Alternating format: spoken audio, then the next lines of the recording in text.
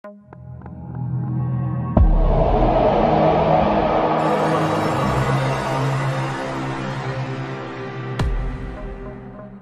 nome é Amanda, e o que vou contar aconteceu durante meus primeiros meses como enfermeira no Hospital São Vicente. Sabe aqueles hospitais antigos, daqueles que você olha e já sente um arrepio só de passar na frente? Pois é, esse era exatamente assim. O prédio tinha mais de 100 anos. As paredes eram grossas, pintadas com aquele branco meio amarelado pelo tempo. Os corredores pareciam não ter fim, com aquele piso de granilite todo desgastado que fazia qualquer passo ecoar por todo o andar. À noite, então. À noite o lugar virava outro mundo. Eu tinha acabado de conseguir meu primeiro emprego depois da faculdade. Estava super animada, mesmo tendo que fazer os plantões noturnos. Sabe como é, né? Enfermeira novata sempre pega os piores horários. Meu turno era das 19 às 7 horas na ala de ortopedia, no 4º andar. As primeiras semanas foram tranquilas. Claro, tinha aquele friozinho na barriga normal de início de trabalho, mas nada demais. Foi só no final do primeiro mês que as coisas começaram a ficar diferentes. Tudo começou numa terça-feira. Lembro bem porque tinha sido um plantão especialmente calmo. Estava fazendo minha ronda de costume, verificando os pacientes. Quando olhei no relógio, eram exatamente 3h15 da manhã. Foi então que escutei. Era um barulho de rodas. Sabe aquele som característico de cadeira de rodas antiga? Exatamente assim. Saí do quarto onde estava e fui verificar. No final do corredor, iluminado apenas pela luz fraca da emergência, estava uma cadeira de rodas. Vazia. Deve ter sido algum paciente que deixou ali, pensei comigo mesma. Mas algo parecia errado. Primeiro, porque eu tinha certeza absoluta que aquele corredor estava vazio minutos antes. Segundo, porque, bem, a cadeira estava se movendo sozinha. Não era um movimento brusco. Era lento, calculado, como se alguém invisível estivesse empurrando com muito cuidado. Ela vinha pelo corredor, saindo do quarto 415 e seguia em linha reta até parar em frente ao elevador. Naquela primeira noite, confesso que entrei em pânico. Corri para a sala dos enfermeiros e fiquei lá até amanhecer. Quando o dia clareou, fui verificar o corredor. A cadeira tinha desaparecido. No dia seguinte, me convenci que tinha sido coisa da minha cabeça.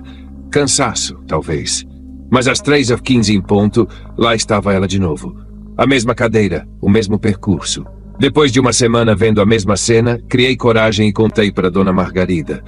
Ela era a funcionária mais antiga do hospital, daquelas que conhece cada canto, cada história. Quando terminei de falar, percebi que ela estava pálida. Senta aqui, menina, ela disse, puxando uma cadeira. Vou te contar uma coisa que aconteceu há muito tempo nesse hospital. Dona Margarida respirou fundo antes de começar. Faz 15 anos. Eu estava de plantão naquela noite.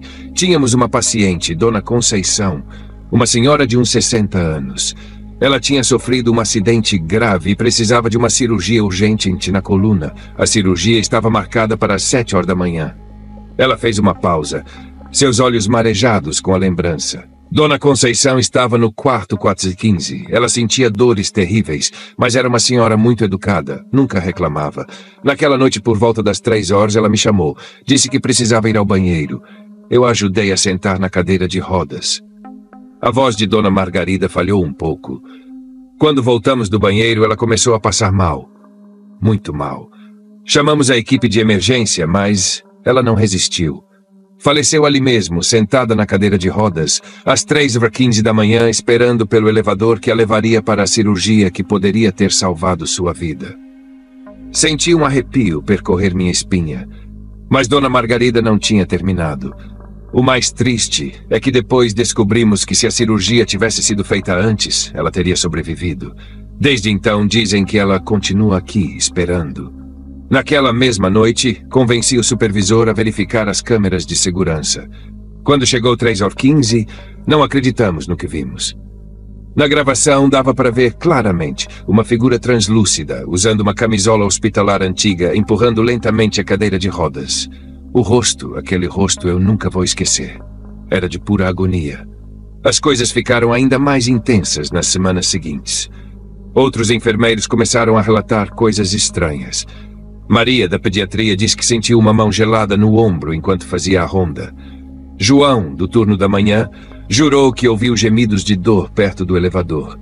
Mas o que realmente me impressionou aconteceu 2 meses depois. Recebemos uma nova paciente no quarto 415. Paula, uma jovem de 25 anos, também precisava de uma cirurgia na coluna. Não era urgente, então programaram para a semana seguinte. Na terceira noite de internação, Paula acordou gritando. Quando corri para atendê-la, ela estava sentada na cama, tremendo. Tinha uma senhora aqui, ela disse, ainda assustada. Ela estava numa cadeira de rodas bem ali na porta. Ela me disse que não posso esperar, que preciso fazer a cirurgia logo. Paula descreveu a senhora nos mínimos detalhes. Baixinha, cabelos brancos presos num coque, usando uma camisola antiga do hospital. Era Dona Conceição, exatamente como nas fotos antigas que depois encontramos nos arquivos. A equipe médica, impactada com a história, decidiu adiantar a cirurgia de Paula. Durante o procedimento, descobriram que a situação era muito mais grave do que os exames mostravam. O médico disse que se tivessem esperado mais uma semana, ela poderia ter ficado paralítica. Hoje, 5 anos depois, ainda trabalho no São Vicente. Ainda faço plantões noturnos. E sim, às 3h15, ainda ouço o rangido suave das rodas pelo corredor. Mas não tenho mais medo. Sabe aquela cadeira de rodas antiga que fica perto do quarto 415? Fui eu quem colocou lá. Toda noite, antes de começar minha ronda, passo um pano nela, deixo-a limpinha. É o mínimo que posso fazer pela Dona Conceição.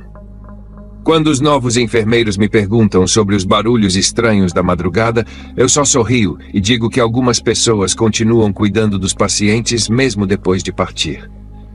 E às 3h15, quando o corredor fica mais frio e o silêncio mais profundo, sei que Dona Conceição está fazendo sua ronda, tentando impedir que outros pacientes passem pelo mesmo que ela passou.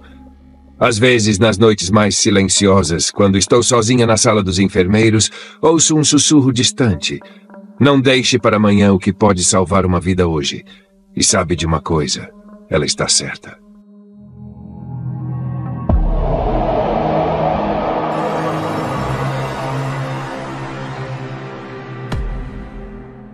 Todo enfermeiro tem aquela história que nunca esquece, aquela que faz a gente duvidar de tudo que acreditava. A minha aconteceu no meu primeiro plantão noturno na Santa Casa, um hospital que já existia antes mesmo da cidade crescer ao seu redor. Me chamo Carolina, mas todos me chamam de Carol. Tinha acabado de me formar e consegui uma vaga no hospital mais tradicional da cidade. Era um prédio imponente, todo em estilo colonial, com aquelas janelas grandes e corredores intermináveis. Durante o dia, o lugar até que parecia acolhedor, com a luz do sol entrando pelos vitrais coloridos. Mas à noite, a noite era outra história. Lembro como se fosse hoje.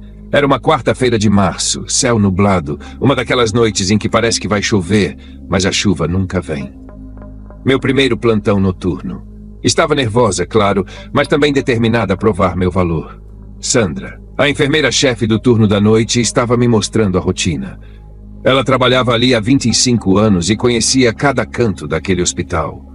Olha, Carol, plantão noturno é diferente, ela explicava enquanto caminhávamos pelo corredor do 3º andar. A noite tem seus próprios sons, seus próprios segredos. Você vai aprender a reconhecer cada um deles. Ela me explicou sobre as rondas, os horários dos medicamentos, os procedimentos de emergência. Tudo parecia sob controle até que chegamos ao final do corredor leste. E aquele quarto ali? Perguntei, apontando para uma porta fechada com o número 108. Sandra parou de andar. Seu rosto mudou de expressão. Aquele é o último quarto, ela disse, baixando a voz. Está desativado. Não precisamos nos preocupar com ele. Achei estranho, mas não questionei.